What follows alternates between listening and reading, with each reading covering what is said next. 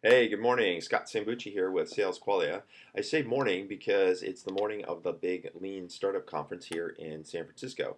And last night at the opening reception, it was consistently interesting to me that when I talk with people about what I did, whether it was an executive at a major corporation or any of the smaller companies that are here to deploy the Lean startup process, and they asked, well, what do you do? And I said, well, I help companies improve sales performance so that they can sell more stuff.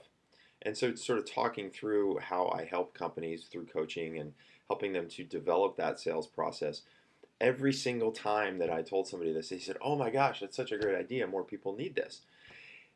And what was interesting to me is that during this entire process, this methodology of lean, the big linchpin in the whole process is customer development, the focus on customer. And so it's this notion that you're bringing the product through this research process, and then you're going to magically attain or accrue these customers. And fundamentally, with lean, it's not just getting users; it's paying customers, because ultimately that economic decision is going to drive your business to success or not. And so again, thinking about this concept of how do we apply lean to the sales process? Well, all of the same principles of lean, whether it's build, measure, learn, working smarter, not harder, the notion of innovation accounting, all of these different processes within the lean methodology can and should be applied to your sales process. So, this idea of build, measure, learn.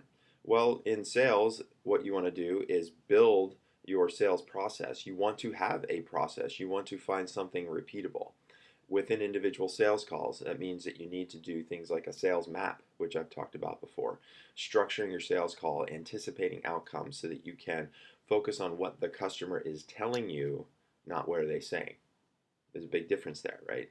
What they're telling you versus what they're saying. When you're focused on what somebody is saying, then you're simply processing and trying to figure out what to say next. When you're focusing on what they're telling you, that's where you're getting the real learning as part of the sales process, because you're achieving an answer to a question that's going to help you develop them as a customer. This idea of working smarter, not harder. That's the idea of having a scalable sales process. It's knowing exactly how did you get that customer? What was the key point in the sales conversation? Was it the third sales call when you did the demo the first time? Was it after the sixth time you did the demo? Was it after you initially approached that person? Understanding how to scale that process is going to help you work smarter and not harder.